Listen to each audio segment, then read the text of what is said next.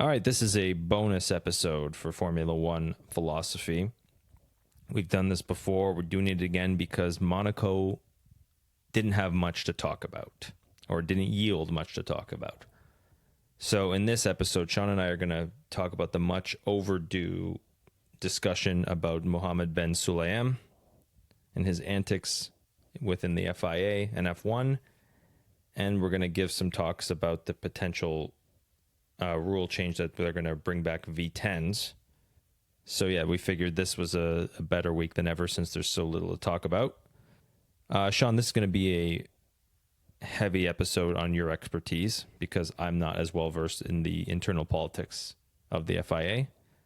So I'll be leaning on you for most of the information, and I'll be asking you specific questions. So, want to give us... Isn't that what this podcast was created for? Now you're just hurting my feelings. Okay. That's why I'm here. Mm-hmm. So, want to give us a run... on the weekend, see your mom. Don't give him an inch, right? Say that again? Take that how you... Like you said to your mother on the weekend, don't give him an inch. Take that in whatever way you want. Only you would make that disgusting. Unbelievable. Okay. Want to give us a rundown of what's going on with the internal politics of the FIA and Mohammed Ben Sulayem?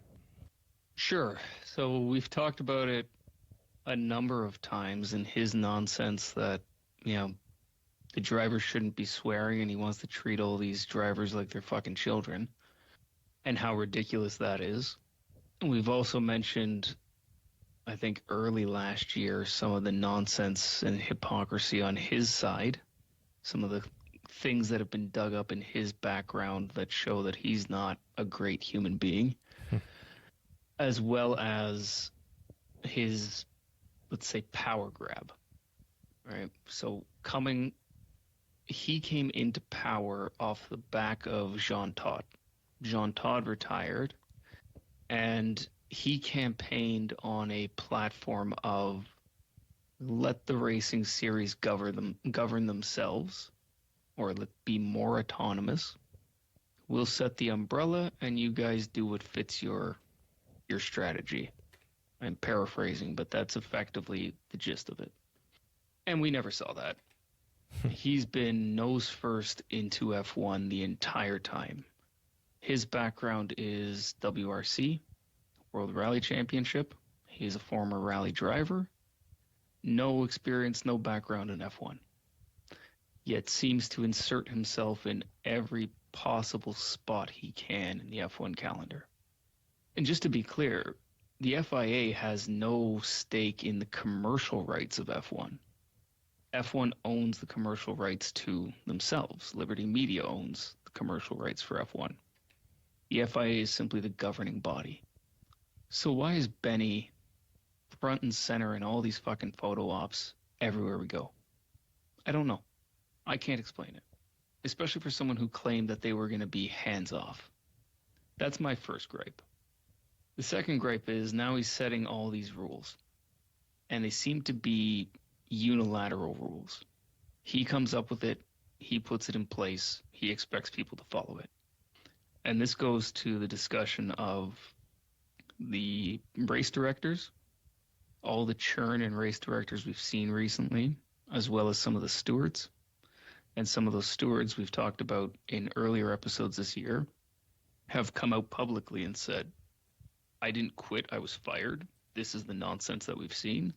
There's been a number of people that have come forward from the FIA saying the same thing, specifically stating that it is Ben Sulayem who's shown them the door effectively. So he's been a terrible blight on the FIA. And it was largely expected that he would be unopposed this year in the FIA elections. So this year is an election year, and largely until his vice president resigned, no one questioned it.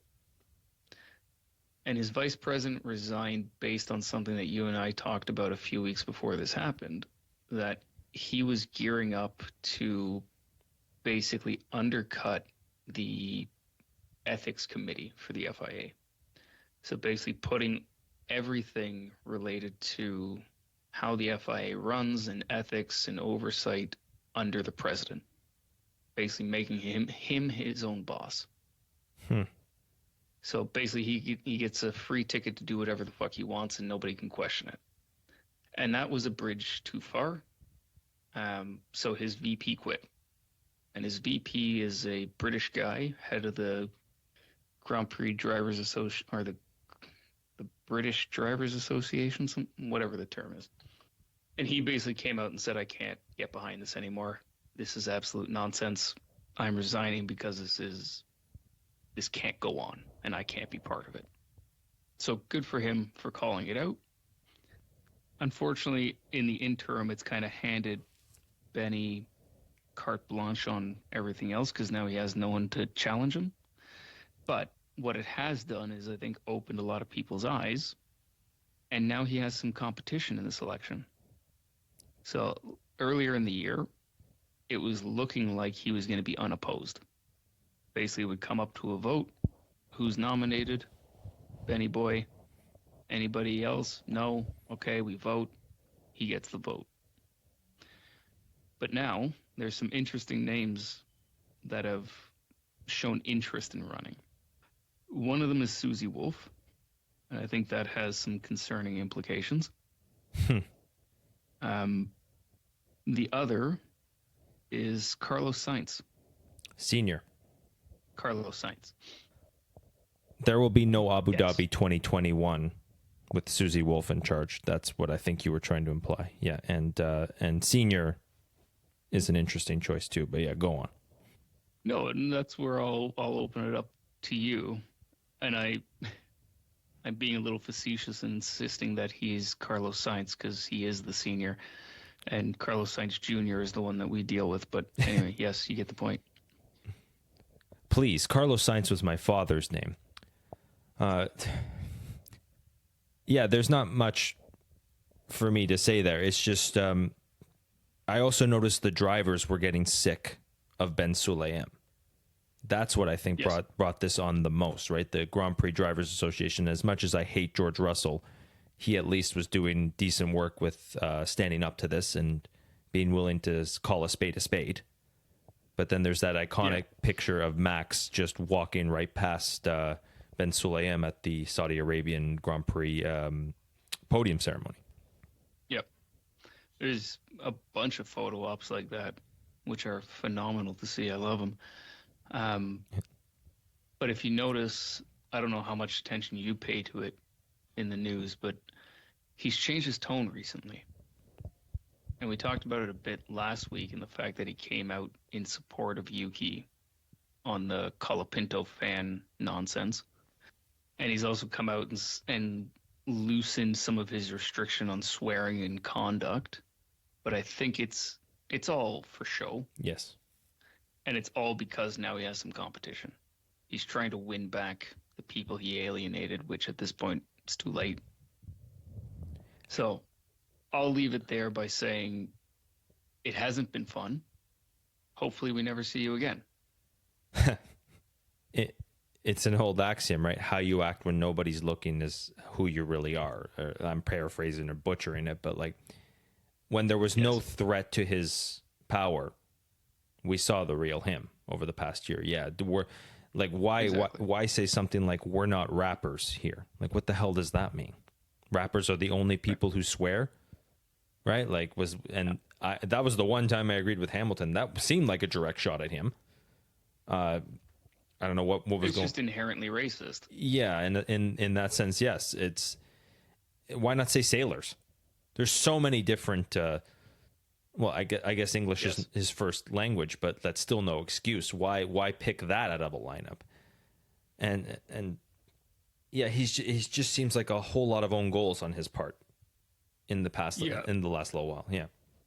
And we don't need to relitigate it, but his past and his social media and even his personal website were a good window into who he is. And he's only made that. He's come out in defense of himself, saying that that's not who he is, and that's, he's changed, the usual shtick that these idiots give themselves. But it's clear that it's all just fucking nonsense, right? His actions have supported the historical record of himself, despite what he tries to brand himself as. Yes. So, as far as I'm concerned, he can go kick rocks. Yeah. And I think it speaks to what you were saying too, and we'll segue into it.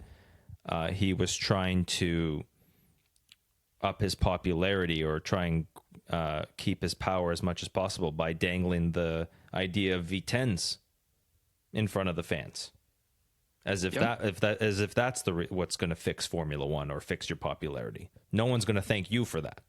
If anything, they're going to remember to be pissed at your bosses or the past for taking it away in the first place. Although, as you know, I've changed my stance on that. I don't think V10s is the answer, but would you like to elaborate on that too?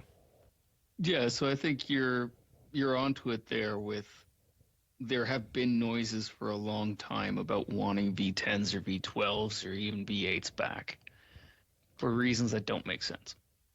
But all of a sudden, despite having clear regulations and putting things in place to get new engine suppliers on the grid based on the regulation set that's coming in next year, we suddenly take a turn and we start talking about V10s. And not V10s as in, hey, the next engine regulation might be a V10. It was so extreme as to be, oh, why don't we just cancel next year? Wow.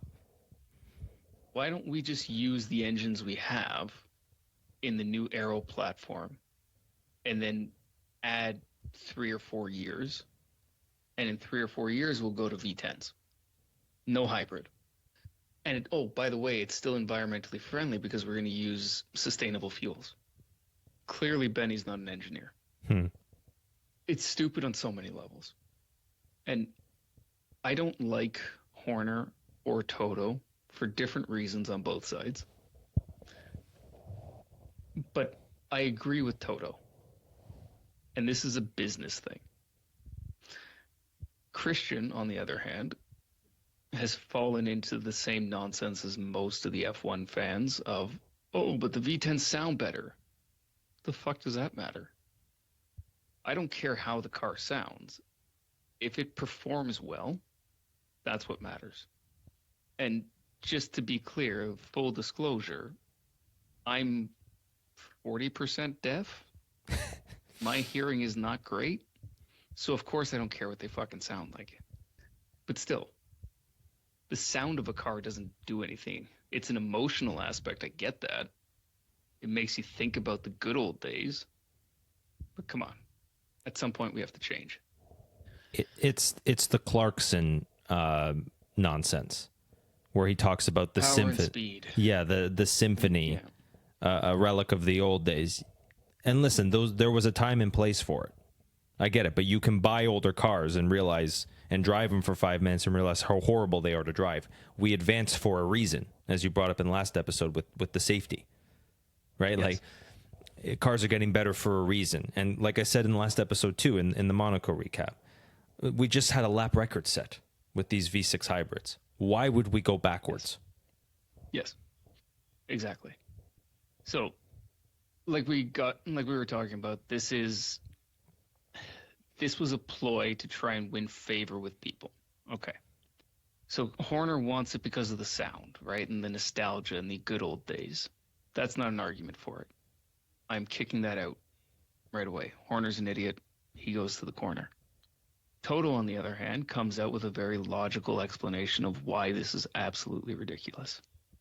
They have planned their engine allocations and their component allocations based on the current rule set that has been in place for years now. And that rule set is coming to the end at this year. And they've planned for this to be the final year of that. They have customer teams in Aston Martin and Williams, McLaren. And I think that's it. Soon to be Alpine. Soon to be Alpine. But Alpine doesn't benefit from this year. Right? So they've got to supply 4 teams. That includes themselves.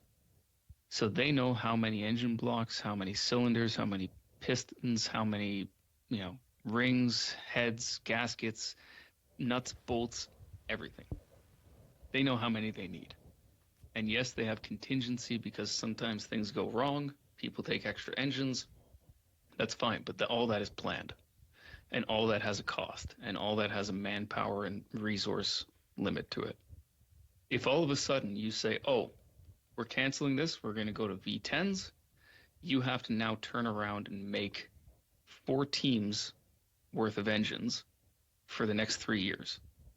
Mercedes isn't tooled to do that, right? They're probably running anything that's die cast, anything that's forged, they have tools for.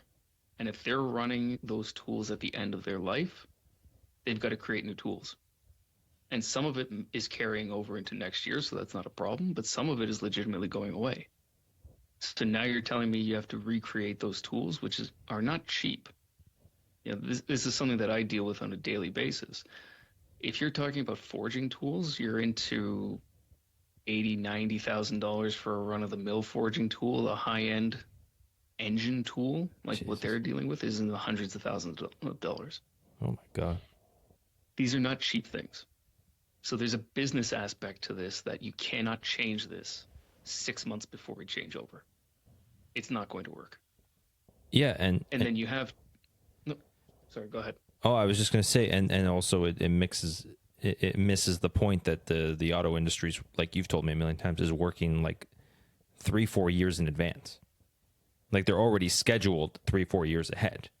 Now to stop all that and turn back the clock to restart something is probably another couple, I don't know how many $1 million cost to make 4. It's huge. It's huge. 4 engines per driver, at least, for 4 teams. Mm-hmm. So that's 8 times 4. That's 32 engines by the snap of your hand. But anyways, yeah, sorry. Yes. Yeah. Go on.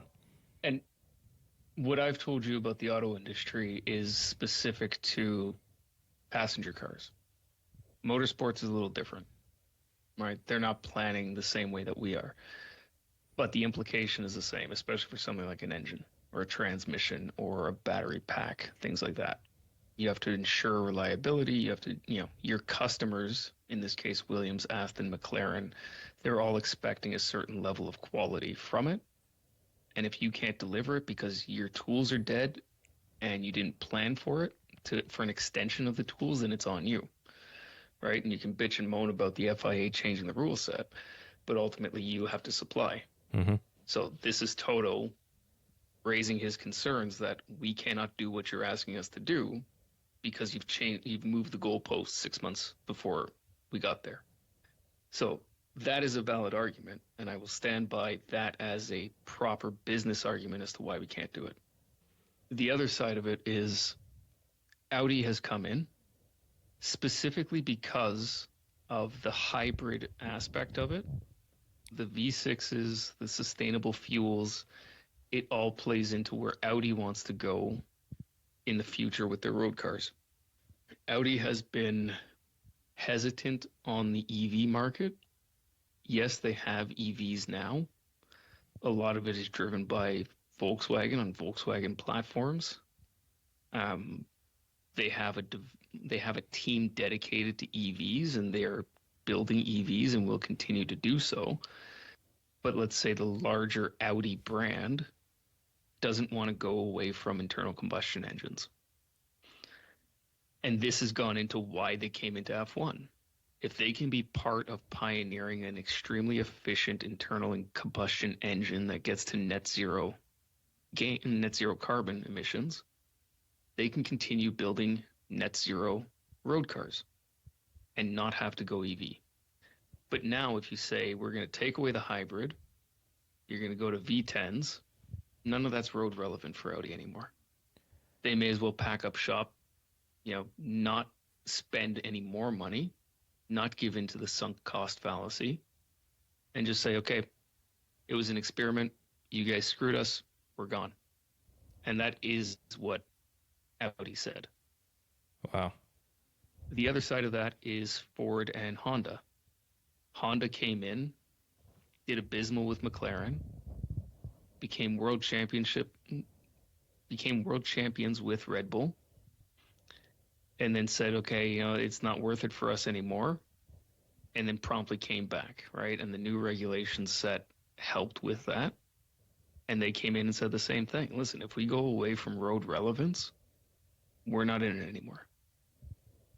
And the same thing on Ford's side, because Ford has had a tough time with EVs and they've gone balls deep into hybrids, and they want that technology. They want to know how they can get their gas engine cars to be much closer to 50% efficiency than they are today.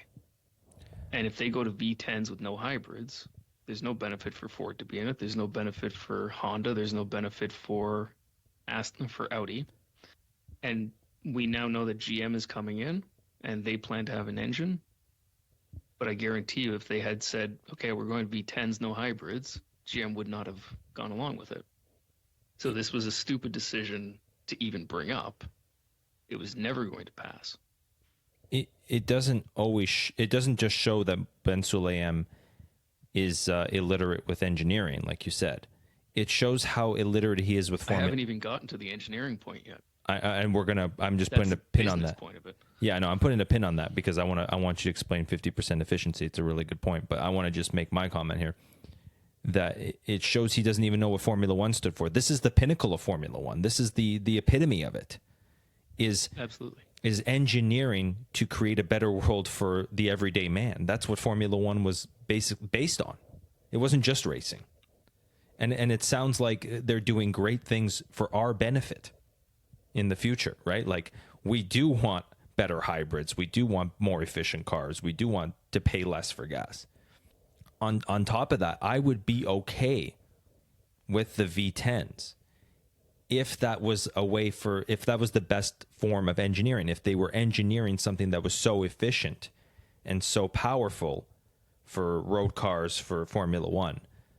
But that just doesn't seem like it's feasible anymore. Not just in terms of politics or economics. It just seems like we have such better technology in smaller cylinders. Why not just keep going along that path? But yeah, explain 50% efficiency and the engineering side of things. Sure. So just to put a cap on your last point there is merit to going to V10s. If we keep the hybrid, if we keep sustainable fuels, if we keep everything that we have and go to V10s with the aim that the efficiency stays the same or improves, we in theory get more power with a V10 than we do with a 6-cylinder. So we can put a shit ton of power into these cars. They've already got about 1,000 horsepower combined between internal combustion and electric motors. If you go to a V10, you can crank that power up higher. You're not going to double it. You're not even going to add 50%. You might add 20 or 30%, which is not insignificant. But that increase doesn't actually result in much. You've got so much cornering speed as it is.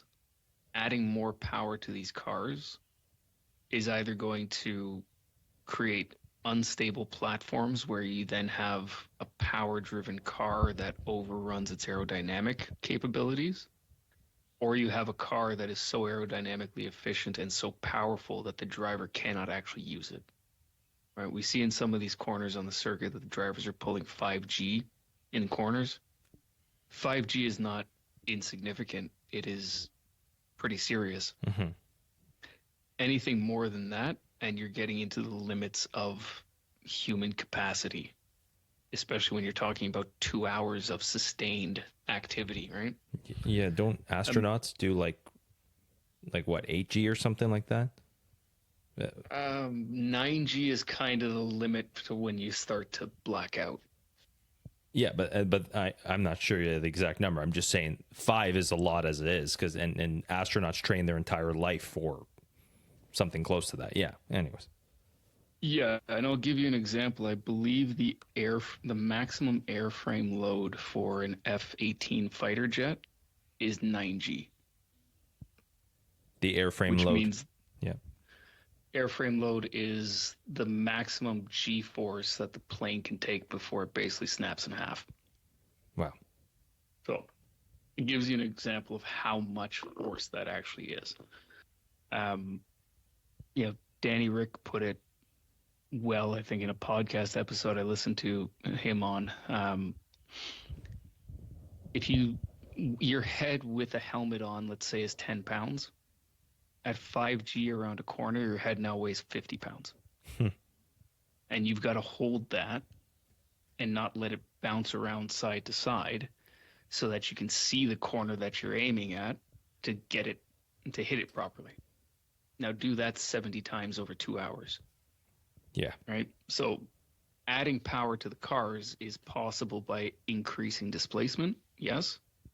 But there is a limit to the human capacity. There is a limit to the mechanical capacity of these cars. And at some point, we have to be realistic. So back to the point you were asking about for 50% efficiency. A normal combustion engine that you would have in a car, I would have in a car, just a combustion engine, no hybrid, no nothing, is around 33%, 35% on the more efficient ones. And that means for every unit of energy that you put into the engine, 35% of that energy ends up at the wheels. Or sorry, not even at the wheels, ends up at the crankshaft, effectively. The rest of that energy is rejected as friction, which then is heat, which is waste, right? So to have an engine like these Formula One engines that are putting out 50% efficiency, this is an engineering milestone. F1, I specifically think it's Mercedes, has the record for the most efficient internal combustion engine at about 50 point something percent. So out of all the engines that have ever been built, the most efficient engine out there is only 50%. Wow. And that's an F1 engine today. The only way you get there is with hybrids and turbochargers. Turbochargers are great. I've loved them forever because they are 100% efficient. Nothing in this world is 100% efficient, but turbos are the closest thing you're going to get to it because they use waste to create power. They're using the exhaust gas, the waste of the heat portion of the engine to turn a turbine to compress air, which then creates more power at the engine. So you're using waste to create power, which then gives you quote unquote free power. So that's why turbocharging has become very popular in road cars as well, because it allows you to downsize and keep the same amount of power. The hybrid portion of it, when you can regenerate power. So when you brake, all the inertia that you, let's say, absorb in the brake pads is waste. But if you can harness that power and turn it into electricity to then feed a battery, like some cars do, BMW does this with regenerative braking. I hate that word. That gives you an efficiency boost because that allows you to put energy back into the system, into your battery, which the only way to do that normally is with an alternator. And the alternator has its own parasitic losses, which then reduce your overall efficiency. So again, if you're using waste to generate power, you're adding a net gain to the efficiency, which is what the MGUK does. When they talk about engine braking or they talk about the MGUK, that's what that does in the F1 car. It takes the flashing red light every time they break into a corner. Just for everybody. Yes. Yeah. Yes. Yeah. Yeah. When they're harvesting, that's the term they use. Go on. So that is every time they brake, or if they say, try engine brake mode, whatever, they're changing the ratio at which the car tries to slow itself down with its own inertia, basically. It's a really clever system, and it does great things. The MGU-H, let's say, has been less effective and is less road relevant. It's a more sensitive system.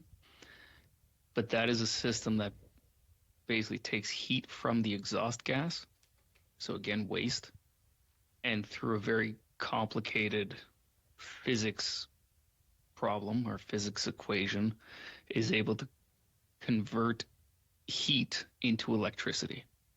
So that, in theory, has a huge benefit overall to the efficiency of it. But it's such a complicated and pain in the ass process that it's not road relevant. It would be too expensive to put in a road car. And that's the portion they're getting rid of in the new regulation. So they're keeping the MGU-K, they're getting rid of the MGU-H, and they're bumping up kind of total power available. That's a very long, complicated way of explaining efficiency. I don't know if I've done anything for your understanding of it, Nick. A little bit. But it's more just, I'm thinking more of our listeners who probably understand things better than I do and probably have done the research. They probably got there. But it's how do I say this?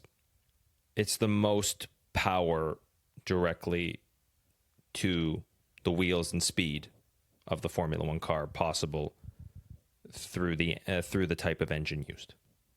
The important thing to note is that F1 currently holds the record for the world's most efficient engine. Mm-hmm. There is no engine out there in anywhere else, any other motorsport, any other field that gives us more power per unit of energy than F1.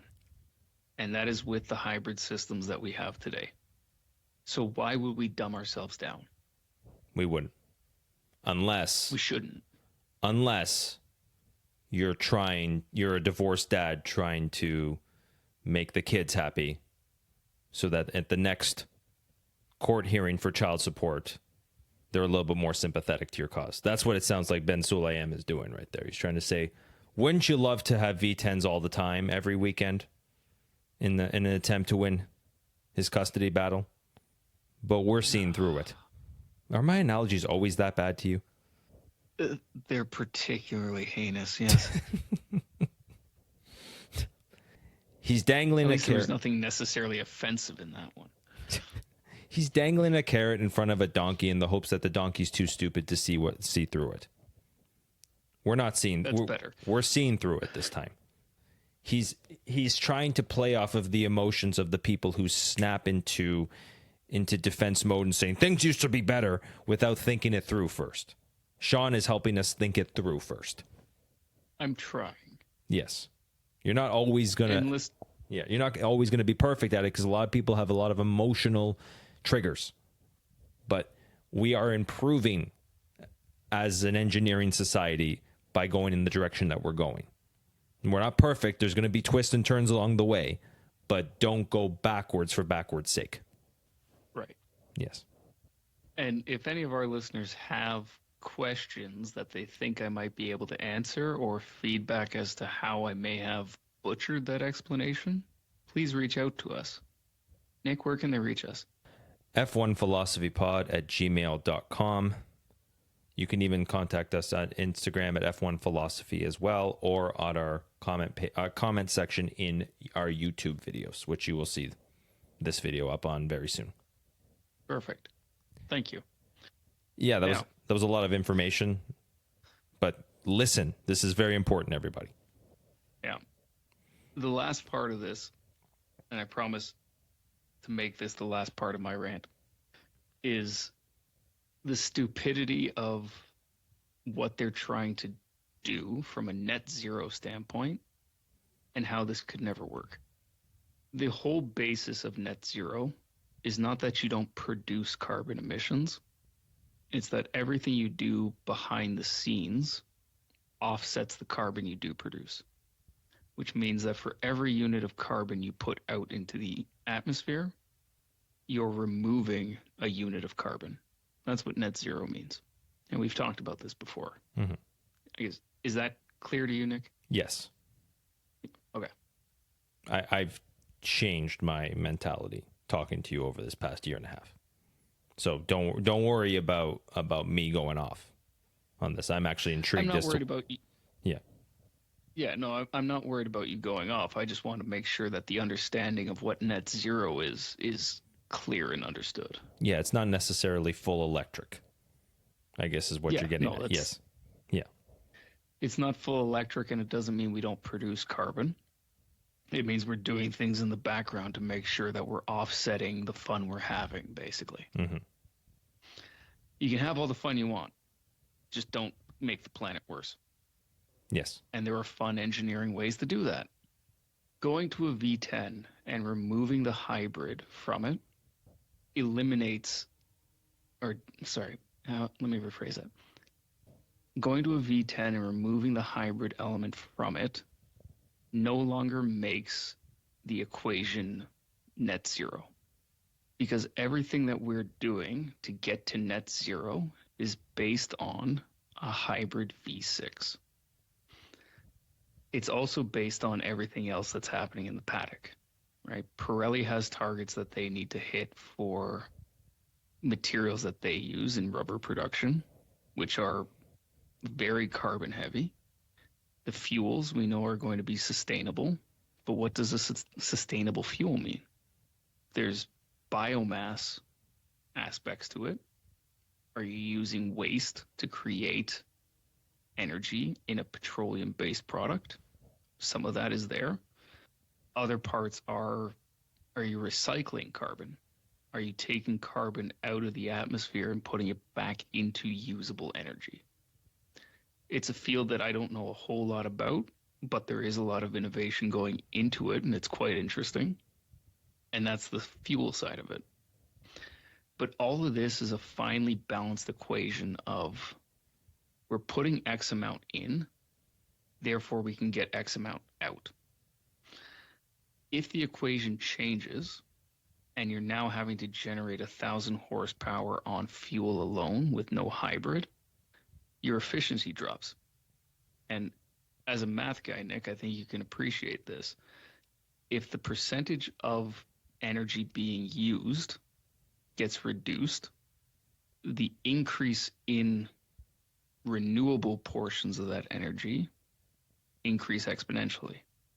If you go from 50% efficiency to 30% efficiency, the sustainable portion of what you're putting in needs to increase proportionally. And that is a big change when we talk about 55% to or 50% to 33%. Mm. That's why that could never work. You no longer become net zero because everything you've done has been painstakingly engineered to get to net zero based on the current targets.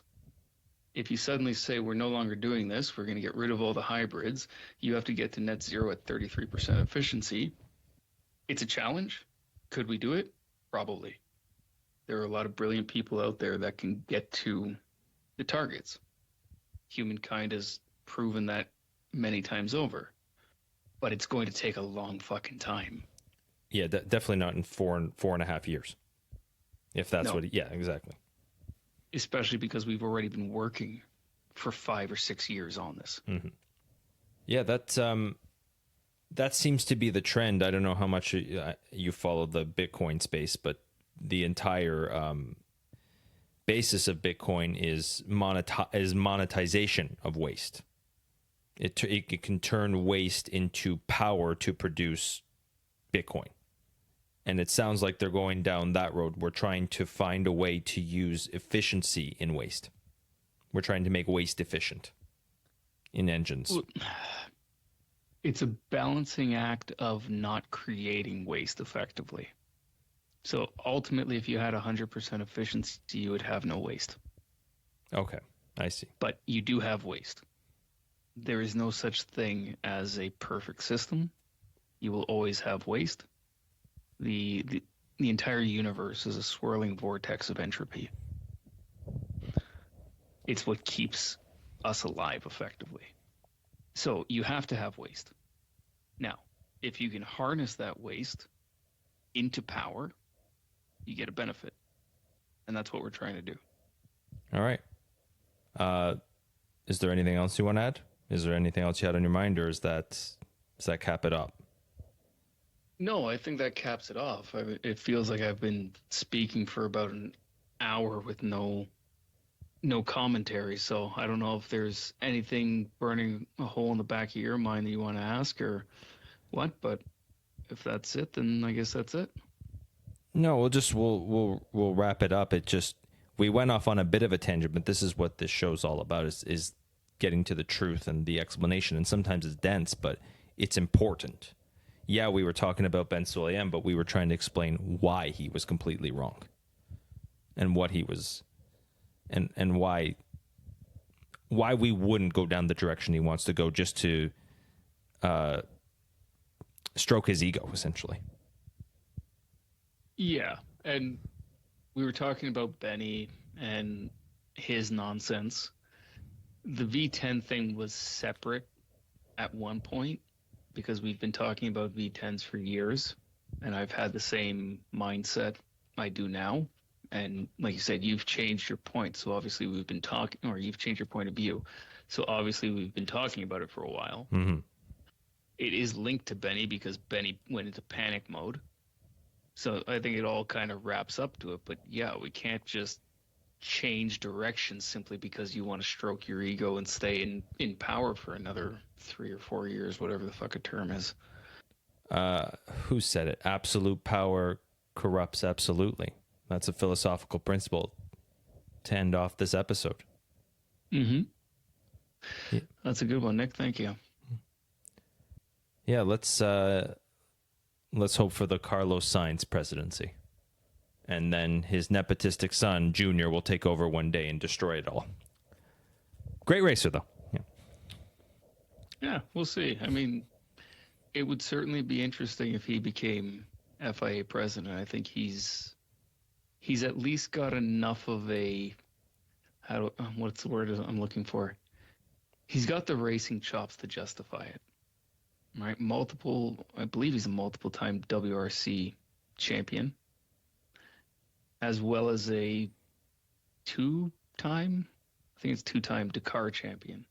Recently, too, in his older age. Yeah, with a broken back. Jesus. Yeah. Well, we'll see. And he's what? He's in his 60s. He has to be. So. Yeah, I think early 60s. Carlos is in his 30s, yeah.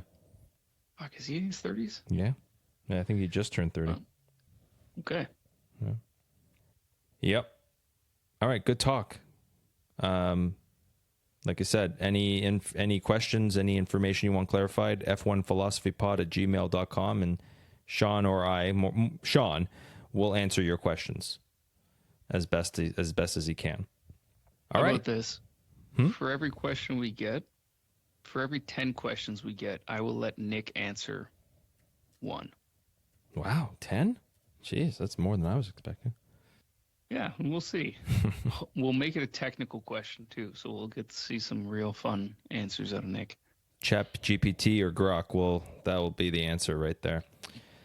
Carlos Sainz, 30 years old on the dot. They're about to be 31. And on that note, everybody, enjoy the Spanish Grand Prix. I hope it was well. You'll be hearing this episode after. I hope you enjoyed all the information we gave you here, and I hope you have a better understanding about the internal politics of the FIA and Formula One because of this. All right. Sean, you have yourself a good night and enjoy your weekend. Thank you, Nick. You too. All right. Good night, everybody. Good night.